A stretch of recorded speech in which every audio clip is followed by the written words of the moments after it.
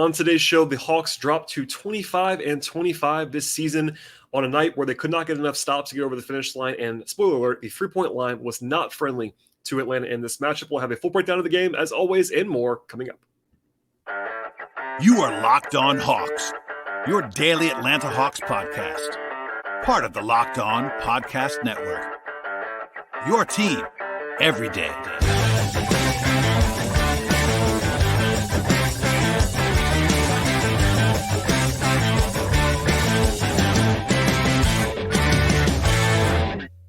Hello, friends. Welcome to episode 1400. Yes, that is episode 1400 of the Locked On Hawks podcast. I am your host, Brad Rowland, coming to you on a Saturday evening into Sunday. And today's show is brought to you by PrizePicks. First time users got 100% instant deposit match with PrizePicks up to $100 with the promo code Locked On. That is PrizePicks.com, promo code Locked On. And I also want to encourage you, as I always do at the top of the podcast, to make us your first listen at Locked On Hawks each and every day. Check us out anywhere you get your podcasts. That includes Apple Podcasts, Spotify, YouTube, and many more places. And today's show, we'll be getting into what became a loss for the Hawks at home, 120-113 on this Saturday against the Los Angeles Clippers. LA have been playing well recently. They are still playing well, and we'll get into all of what transpired. But I'm going to throw you a curveball on this podcast, maybe moving forward as well. And we're going to start with some top-line takeaways from this game before we dive into kind of how it all transpired, and then we'll get into at the end of this podcast some of the player-by-player breakdown. So this is the final game for the Hawks before the deadline arrives. The trade deadline, of course, is not for a little while. It's actually almost 2 weeks away. It's 12 days as I record this, 11 days. You're probably listening to it on Sunday. It is Thursday, February 19th. But the Hawks now go on the road for 5 games in a row after this. And unfortunately, the Hawks had sort of this one-game home respite, and they were not able to take advantage of it. Their third loss in the last 4 games. They're now down to 500 for the season at 25-25. I think it would be fair to say that no one in the Hawks organization thought this was going to happen after you kind of push a lot of chips in off-season wise. I talked about this extensively, by the way. If you missed anything on the most recent podcast, I talked to Tower Jones, my friend, on this show in 2-part fashion on Thursday into Friday. And we talked about a lot of different topics, but one of those is just the reality the Hawks did push a lot of chips in, and they're not necessarily improved this year, at least so far through 50 games. That was kind of the case in this game as well. As far as what transpired, though, in this one, really, the big thing, if you want to go down to it, was that the Hawks were not quite good enough defensively in this matchup. At the same time, you have to sort of doff your cap to the Clippers because the Hawks had a 123 defensive rating in this game and about a 135 defensive rating in the last 3 quarters. If you're new to this, advanced numbers, all that stuff, that's really bad. The league average is like something like 112, 113 so far this season. So 135 in the last 3 quarters is really bad defensively. The Hawks did a good job in a couple areas. They created turnovers at a high level. They had 14 takeaways with 23 points off of those, and they only allowed 19 free throw attempts. But the Clippers just shot the ball incredibly well in this game. LA shot 51% from the floor. 51% on all attempts in this game outside of the rim. So basically, the way that Cleaning the Glass, which is a partner of this podcast, really enjoy Cleaning the Glass. Shouts to them. They basically break it down to rim attempts, mid-range attempts, three-point attempts. And if you combine it all, the Clippers were 51% on all shots outside of 3 feet. That is an excellent number. Part of that was that Kawhi Leonard is still really, really good. Paul George also very good, but Kawhi was basically Kawhi again in this game. And one of the things I said on the last podcast about with my friend Tyler was that the Clippers were coming in, and if they played their guys, they are really, really good. And it's kind of easy to forget this now, but Clippers were supposed to be one of the title favorites coming into the season if Kawhi was right. And he's not been playing back-to-backs. He hasn't been playing a lot of minutes or a lot of games. But when he plays, the Clippers are good, and that was definitely the case here. This is obviously a Hawks podcast. I'm not going to go too deep into this now. But Kawhi had 32 points on 21 shots. He was flying around defensively. He's a physical force. And the Clippers have this whole construction about basically being really big and versatile around their 2 big, talented future Hall of Fame wings in PG and Kawhi, and it was very effective in this game. They made a lot of tough jump shots. Kawhi was using his strength to get advantages, and PG didn't shoot it as well as Kawhi did, but the Hawks could not match that because DeJounte Murray didn't have a great game in this one. And then just beyond DeAndre Hunter, defensively, the Hawks don't really have any other answers. I know Hawks fans wanted to see more of AJ Griffin. We'll get back to that later on in this podcast. But defensively, this is basically a really bad matchup for AJ in a lot of ways. There's nowhere to really hide him against the Clippers. And I know we're all excited about AJ, as I talked about a lot with Tyler at the end of last week. But defensively, this is a bad matchup for him. And the Hawks just don't have enough firepower defensively in this game. Beyond that, though, like the possession battle where the Hawks kind of had to win this game, they did a good job in this one. It wasn't quite enough, basically, because 3-point shooting was the big X factor. Because, by the way, regular listeners will know that I love this stat, but the Hawks took 15 more shots from the floor than the Clippers did in this game. Now, that is a wildly big gap for an NBA game. And the Hawks, especially when viewed through that lens, the Hawks would probably be favored to win this game a large percentage of the time. But because of the shooting disparity, it wasn't quite enough. So basically what that means, though, that the Hawks did a great job, everything except for shooting in this game. So I mentioned all the Clippers jump shooting earlier, but the 3-point line in particular was the biggest difference.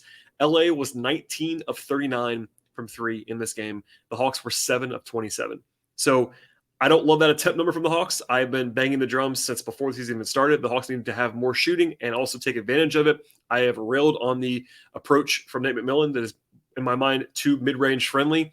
That also applies to the players executing the system. I think DeJounte in particular sells for too many mid-rangers. Hunter, same thing. But no matter what, the Hawks took 12 fewer threes than the Clippers did and also made 12 fewer threes. So they took less, they made less, all of that. And the only guy on the Hawks roster that made more than 1 3 in this game was Hunter, and he was 2 of 8. So that's bad efficiency in itself. Now, part of this is the Clippers, as I said before, just shooting the heck out of the ball. They were 49% from 3 in this game. And no matter what the defense is, that's obviously a little bit unlucky. But the Hawks were outscored by a 3-point line by 36 points. They made 12 more threes than the Hawks did. Trae Young offered that up after the game as a reason why the Hawks lost. And it's pretty obvious, but it's also true. One team took more threes and made a lot more threes than the other one. And that could be a huge difference because the Hawks did pretty well everywhere else. It just wasn't quite enough. Offensively, the Hawks did a pretty decent job, I thought, papering over the perimeter shooting by not turning the ball over. In fact, like process-wise, I did not love the shot profile. That is part of this calculation as well. But I thought the Hawks did a good job in certain areas. Now, one of those was not emphasizing Collins enough. I will say I didn't like that part of things. Collins had a really good start to the game. I think he had 9 of the first 17 points for the Hawks in this one. And of course, in typical fashion, they stopped giving him the ball along the way. But the Hawks only had 1 turnover in the entire second half. That is a really, really good way to kind of avoid some of the disasters. Now, the Hawks have kind of built their team that way. That's been a staple for the last 2 or 3 years for this Hawks team. So even amid all the shot quality, shot process issues that I don't always love, the Hawks do a good job not turning the ball over. And in recent games, actually, the Hawks have been pretty bad at ball security. That Oklahoma City game, that was probably their biggest weakness. But in this game, 1 turnover in the entire second half, and that was why the Hawks were able to kind of stay in the game despite the shooting disparity. I have plenty of issue with the lack of imagination on offense, but it's much easier to win the games if you're winning the possession battle, taking more shots than your opponents, and the Hawks were able to do that for the most part in this one, even though they were not able to win the game. So overall, it was not a terrible loss for Atlanta. Obviously, they didn't play incredibly well, but they didn't play incredibly poorly either. And look, it's basically a game that's a coin flip in the betting market. Our friends at FanDuel, our sponsors at the Locked On Podcast Network, had this game as essentially a coin flip. The Hawks were favored by about a point or a point and a half, depending on what time you looked today. So obviously, quote unquote, supposed to win more than you lose. But Clippers in their form that they were in on this evening with Kawhi cooking and PG available, and yeah, they were a little bit more banged up than the Hawks were, but not a terrible loss by any means. The Hawks were in the game the entire way. It is frustrating to me. It has been for a long time that the Hawks don't take enough threes, and their approach on offense is not modern in the way they probably should be. But they ran into a good team that also shot the heck out of the ball in this game. And all of that can be true at the same time. I know people don't always want that nuance. They want that kind of one hot take, but really it's that the Clippers took more threes, made more threes. That was the single biggest reason why the Hawks lost this game, but also Kawhi Leonard's really good, and the Clippers were just better on this night. So we'll get into all of what transpired in this game, sort of the game flow, how things went, as well as my player evaluations later on in the show. But first, a word from our sponsors on the podcast today. Today's show is brought to you by PrizePicks. If you're looking for a DFS option this year, make sure you check out the award-winning app at PrizePicks. PrizePicks is daily fantasy made easy. I love it, and I know that you will too. It is very easy to use. I've been playing PrizePicks for a while now. It's really a breeze, and it's a lot of fun to play. All you have to do is pick 2 to 6 players, but they'll actually have more or less than a certain number of points or rebounds or assists or other stats that are involved in the NBA world. And at PrizePicks, win it 25 times on your entry. It's just that easy. They offer numbers on any sport that you might enjoy. Beyond the NBA, of course, they have college basketball and the NFL, college football, MLB, NHL, PGA, soccer, esports, and more. And a whole entry can be done in just a minute or less. It's really that easy and quick. Plus, it's just you against the projected numbers. They also have safe and fast withdrawals at PrizePicks, and they're operating in more than 30 states plus Canada. That includes Georgia at this point as well. Download the PrizePicks app. Go to PrizePicks.com, sign up and play daily fantasy sports right now. And first-time users can have a 100% instant deposit match up to $100 with the promo code Locked On. Don't forget to enter that promo code Locked On and sign up for the instant deposit match up to $100. Check it out now at PrizePicks. All right, we'll dive into the game flow and how it all transpired in this one now after sort of the big picture takeaways are out of the way here. And the Clippers did come in hot. They won 4 games in a row. The Hawks were at full strength. That's encouraging to see despite the loss. DeAndre Hunter, who had missed 2 games in a row with asthma symptoms, came back and played in this one. They had to have Hunter back in this game, even though it wasn't great defensively. It would have been even worse without DeAndre in this particular matchup, trying to deal with Kawhi and PG. Of note also, the Hawks did Vic Krejci and Trent Forrest and Tyrese Martin all to College Park to play in a game on Friday at home. That's just good process. It would have been bad not to do that because the Hawks had a home game on an off day with their G League team. So that's part of the reason why you have your G League team close by. They brought Krejci and Forrest back for the game tonight, and Tyrese Martin is still in the G League, so keep that in mind. No Marcus Morris or John Wall, Robert Covington for the Clippers in this game, so they were down 3 of their top 10 or 11 guys. And again, FanDuel had the Hawks favored by a 1.5. But kind of sluggish early on in this game, despite the high scoring nature and really offense first nature of this game overall. That was not the case in the first quarter. The Hawks opened the game 1 of 4 with a turnover. Clippers were 2 of 7 with some ugliness as well. Playing really slow in the early going. The Clippers are a very slow paced team, which probably like that a lot. And what was the preview of things to come? The Clippers made their first 5 shots from outside 14 feet. And that were really hot from a jump shooting perspective in this game. There was a great sequence in the middle of the quarter, I thought, when the Hawks had 3 or 4 rotations in a row that were awesome defensively. That led to a steal, I should say. And then Hunter pushed the ball, kicked it out to Trae Young, who had a nice pass. Hunter is not a great passer. That was a good playmaking move from him. And then Trae swung it to Collins for an open catch and shoot 3 that he made. It was like great basketball moments that the Hawks had in this early portion of the game. Collins had a nice start, had 9 points early on. Rotationally, not a whole lot of surprises, but also some noteworthy observations here. In the first half, the Hawks had Trae take his mid-quarter break, both halves. Then it was Bogey coming in for him. Then it was Murray coming back in for Trae with the Kongwu. Aaron Holiday played late in the quarter for a few minutes. That was timed on purpose, it seemed like, for when Reggie Jackson came in for the Clippers. Jackson is kind of the only point guard size player that was available for LA in this game. And they brought in Jalen Johnson as the 9th guy. He actually guarded Kawhi for a few minutes when Hunter was on the bench. And then AJ Griffin came in at the start of the second quarter. That's been the usual spot for Griffin when everyone is available for the Hawks. Hawks fans don't like that. I understand that, but at least that's kind of part of the plan. And then the second half, it was mostly the same, except the Hawks just skipped 2 guys. They skipped Jalen Johnson and they skipped Aaron Holiday. They brought AJ in a little bit earlier. And I still saw complaints about AJ not playing enough, and I totally get that. But I think in this game, it's more justifiable. He wasn't like scorching hot offensively. He only took 3 shots. He was okay. And then defensively, he was fine for what he is. But defensively in this matchup, he's not a fantastic defender against guys like PG and Kawhi and just the attack that the Clippers were operating. So no huge issues there for me. Elsewhere, the Hawks basically held the Clippers in check in the first quarter. It was 20-22, and LA only had 22 points on the first 25 possessions of the game.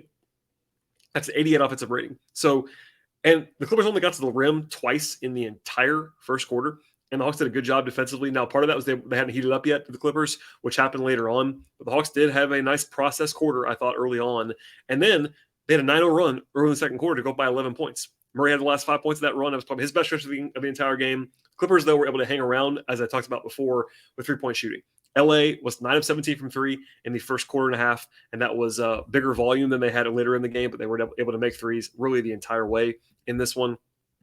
It's a small thing.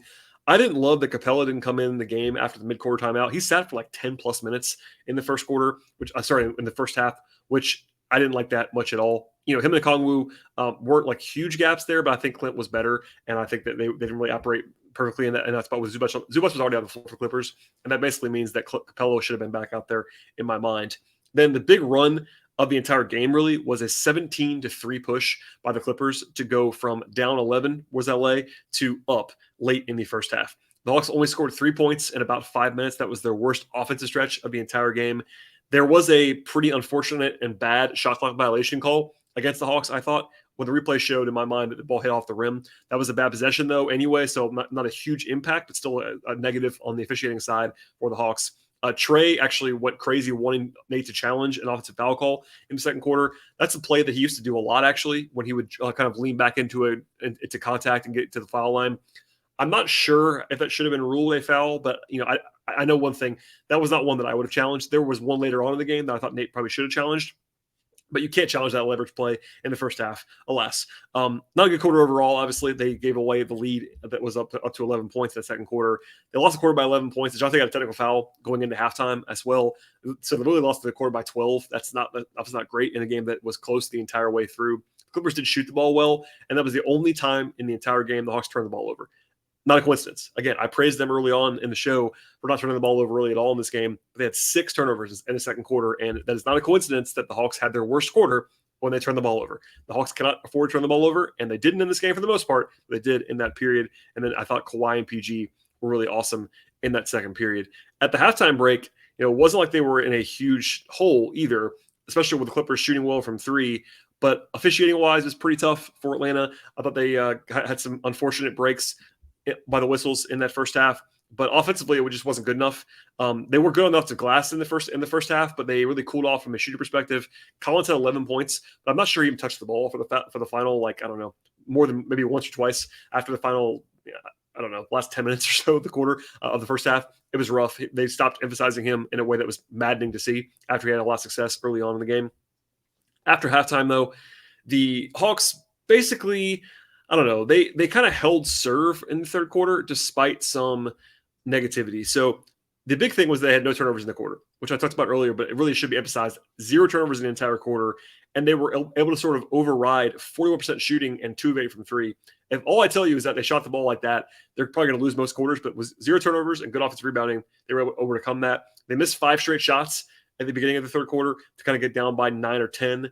Nate actually went pretty crazy by his standards after a 3-point play was not given to Collins on a pretty clear foul. He was jumping up and down, kind of gesturing wildly. I was surprised he didn't get a tee in that spot, but some good emotion there, at least from the bench. I talked about the rotation being tweaked before, but they brought AJ in faster than they usually do. And notably, they had bogey on Kawhi for a little bit in the third quarter, and it kind of worked. Not at a high level, but it was kind of similar to what they did against Oklahoma City. If you missed that podcast, or the game itself, they had Bogey defend Shea a little bit, and it doesn't seem like it would work on paper because Bogey's a pretty bad defender at times, but it was effective in there. And Kawhi is a pretty favorable matchup for Bogey in that he's not a speed guy at all, which is Bogey's biggest weakness. So he's big and physical. Anyway, the Hawks kind of chipped away, ended up winning the third quarter despite some bad shooting. Had a 3 in the air to tie it, but it didn't go in. But they were definitely a little bit more spry late in the third quarter. But then the Clippers opened things up in the fourth quarter and put the Hawks in a hole. So it was a 9-1 run by LA early in the fourth quarter. They scored 9 points on 4 possessions. So it's kind of a barrage in a hurry. That put the Hawks down by 11 for the first time in the entire game with about 10 minutes to go. And things were wavering for sure. I thought it was a good decision by the staff to go back to Trey at that point. Usually they don't bring Trey back in with 10 minutes to go. In the fourth, it's usually like 7 or 8 minutes left. But in that spot, they kind of had to. It was a timeout, and it was like, all right, it's now or never, basically. And fortunately, the Hawks had a nice little stretch after that. The only thing that kind of didn't go well there was Okongwu did not enjoy a foul call that he was given against Paul George on a dunk attempt. He hated that call. I thought that he probably was right, honestly, on that play. But it was one of those kind of weird moments. Trey helped to stabilize things. Then when he came back in, the Hawks made some shots. Bogey made a corner 3. It seemed like it actually was overruled to become a 2 later on after the official review play. But still, the Hawks were back within 6 or 7, and that was a very important stretch to keep sort of engaged. Unfortunately, it didn't continue after the stoppage because the Clippers scored on 7 points on their next 3 possessions. That was unfortunate. And the Hawks kind of, honestly, a couple plays in the fourth quarter where it felt like the Hawks were probably dead, and then they weren't dead. One of them was with about 5.5 minutes to go. They had these 2 scrambles for the ball, and then the Clippers missed a 3 out of that, which is the first dodge bullet. And then it was unfortunately the ball caromed right to Zubac for a dunk. So that put the Hawks down by 14 points. It was like, all right, that might have been it. But it wasn't. They got back into the game. DeJounte scored back-to-back buckets, back within 10. Then Kawhi, out of a timeout with the Hawks down by 10, hit a pretty impossible jump shot plus the foul. And suddenly, the Hawks were down by 13 again, and it felt like it could have been a dagger. But one more time, the Hawks were resilient. A 9-0 run by Atlanta in the midst of the Clippers kind of imploding. Honestly, they had 3 turnovers and a missed layup over 4 possessions. So thanks to that for the Clippers if you're a Hawks fan. The Hawks, though, had their one and only turnover of the entire game in that stretch, and still it didn't bite them because Trey hit a 3. Sorry, Trey found Hunter for a 3, and that brought the lead down to 4 with 2:09 to go. So after all that, they were right in the game. 2-possession game, 2 minutes to go. Kawhi, though, did a Kawhi thing after that stoppage, got to the line, made both. Trey missed a 3, Capella got off the rebound, and then Hunter scored, and then George hit another jump shot. So basically, as I was saying before, it was a lot of PG and Kawhi to the detriment of the Hawks in that stretch. The only thing that happened there was kind of in that 6 to 7 range for a lot of the time. The Hawks did lose Batum in the corner for a 3 to go down by 9 with about a minute to go. And for the third time, that was probably a dagger-like play, but it actually wasn't. The Clippers then gave up a Hawks bucket right away, then had an awful turnover to LA in the backcourt that led to a Hunter three-point attempt that actually missed, but Trey got the offensive rebound and scored. And honestly, that should have been a foul. Trey should have got a three-point play out of that and would have cut the lead down to 4 with 32 seconds to go. Instead, it was 5. Would that have changed the game? I kind of don't think so, but it would have been a helpful point to be sure. But after that, after LA botched their first inbounds pass that led to the turnover, after a timeout, they were able to get the ball in bounds, make both free throws, and that was kind of the end of the game. The Hawks were down by 7, got the ball to Collins for a quick 2 attempt that went begging, and that was the end of that. So basically, the Hawks were never like in control, but if you want to be technical, they did lead this game by 11 points. At one point in this one, they were also down by 11 points. I believe actually they were down by 14 points with about 6 minutes to go. So the fact that the Hawks were able to get back within 4 was pretty admirable on the stretch, but they were outplayed. They were outshot at least in this spot. As we talked about earlier in this game, the big difference was 3-point shooting, and we'll get into that more about the individual players because nobody had a great shooting night for Atlanta, at least from perimeter shooting wise. But that was kind of the game flow, and it was certainly a herky-jerky effort, but defensively it just was not good enough in the final 3 quarters, and that was the number one thing that happened besides 3-point shooting in this game. All right, we'll get into more of what transpired with regard to the player evaluations, but before we get to that, a word from our sponsors on the show today. Today's show is brought to you by TurboTax. You can go to TurboTax right now and don't do your taxes. Instead, simply meet with an expert who will do them for you. TurboTax experts help you relieve the stress of taxes and file for you. You can do anything but your taxes. You can show your eyes things that are not taxes, unpack a moving box of not taxes, taste not taxes, sing not taxes a lullaby, hope not taxes sleeps through the night, grab a saddle and ride not taxes into the sunset. You get the idea. All these things are available to you, and they're not taxes. With TurboTax, an expert will do your taxes from start to finish, ensuring that your taxes are done right, guaranteed, so you can relax. Doesn't it feel good to be done with your taxes? Come to TurboTax right now and don't do your taxes. Visit TurboTax.com to learn more. Intuit TurboTax, full-service products only. Video meeting while expert does your taxes required. See guarantee details at TurboTax.com/guarantees. All right, we'll close the show with our player evaluations. And 10 guys appeared for Atlanta, but only 8 in the second half. Aaron Holiday played 3 minutes. Actually hit 2 jumpers in this game. No, sorry, a layup and a jumper. The layup was actually kind of out of nowhere. Aaron's a pretty bad finisher, but he made one in transition. It was actually a nice play. But it was a reminder and an opportunity to give me some time to talk about Aaron Holiday, three-point marksman and 3-and-D guy. He's the world's smallest 3-and-D wing, and Holiday has a 13% usage this season. That is very low, in case you're wondering. So he really only takes easy shots or open shots, and also plays defense, and he's more of a wing on offense, and it's kind of a weird profile, but I thought he played well when he played. I was also okay with him going away from him in the second half. Jalen Johnson, I actually would like to see more of. I talked about him at length with Tyler last week, so I won't do the whole thing again, but I would have liked to see him play a bit more defensively in this spot second half. Generally speaking, I'm okay with him being XI that they think they need to do that in the second half, but this is a game where they probably could have used Jalen's defense, so I didn't love that deployment. Bogey was okay in this game. He had 9 points on 8 shots, 3 assists, 1 turnover. Defensively, I thought he was probably as good as usual, or at least a little bit better than that. He's decently matched up against some of the big wings for the Clippers, but still a negative for sure on defense. It wasn't like a huge factor on offense. AJ Griffin, 12 minutes, 3 points on 3 shots, had a steal, no assists, no rebounds. Defensively, he was kind of rough. He was -8 when he was out there. That's not really on him. I wouldn't have minded to see AJ play a little bit more if you were trying to hide him defensively, maybe in some zone. But the Hawks, just to defend something here, they certainly were not in a great place defensively to have to use AJ in this game. But the same can be said for Bogey, so it's kind of tough. But at least I get it on some level. Okongwu was okay, I thought. 6 points, 9 rebounds, and a steal. Capella was probably better, but still, I thought Okongwu did a perfectly solid job. They probably didn't use him enough. That's been a theme along with Collins in the entire season, but that was definitely the case here. To the starters, Capella played the least. 28 minutes, had 12 points, 13 rebounds to lead the entire game in that stat despite playing 28 minutes. Had 2 steals and a block, 2 assists. I thought Clint was good, and the Hawks were actually dead even with Clint and Trey on the floor. Not a huge surprise. Clint and Trey, that pairing usually works. And, you could argue that those guys were, at times this season, their best 2 players. DeJounte probably is obviously inching ahead of Clint in recent days. But I thought that Capella was good in this game, typical fashion for him.